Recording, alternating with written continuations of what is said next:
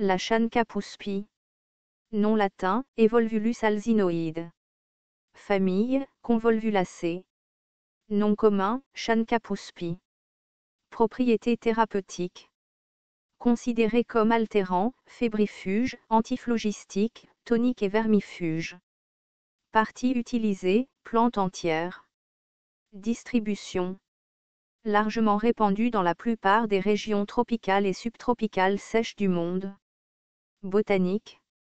La Chancapuspi est une herbe très élancée, plus ou moins ramifiée, étalée ou ascendante, généralement extrêmement poilue.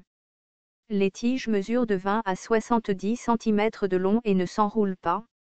Les feuilles sont densément revêtues de poils apprimés, blancs et soyeux, variables, lancéolés à ovales, généralement de 0,5 à 1 cm de longueur ou plus. L'apex est émoussé avec une petite pointe et la base pointue. Les fleurs sont bleu pâle, parfois presque blanches, de 6 à 8 mm de diamètre. Le fruit est une capsule, arrondie, contenant généralement 4 graines. Constituants. La plante contient une graisse jaune neutre, un acide organique et des substances salines. La plante produit des alcaloïdes, des acides aminés, des glucides, de la bétaïne, de l'évolvine, des composés phénoliques, des protéines, des stérols, des tannins. Médecine rurale. Une infusion de plantes entières est utilisée pour soigner les irrégularités des intestins.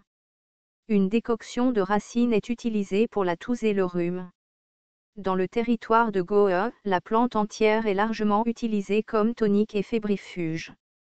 En décoction ou en infusion, elle est utilisée comme altérant, fébrifuge, vermifuge et antiphlogistique.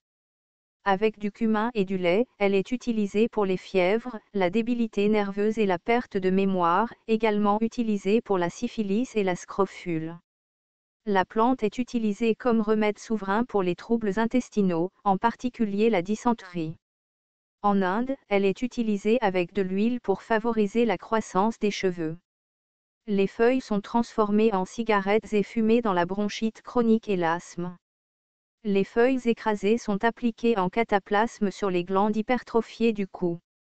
Dans les systèmes traditionnels Unani et Ayurveda, la plante est utilisée comme nootropique ou tonique cérébral, pour la perte de mémoire, la débilité nerveuse, la fièvre, l'épilepsie et les troubles immunitaires. Rituel. Dans l'ancien royaume soudanais, elle était utilisée avec d'autres herbes comme charme pour exorciser les mauvais esprits causant des maladies. Au Ghana, la plante est utilisée dans des potions d'amour et des pratiques religieuses. Autres. La fumée parfumée des feuilles brûlées est utilisée pour parfumer les maisons. Danger. De fortes doses peuvent provoquer de la somnolence et une diminution de la mobilité, cependant, sans effet toxique.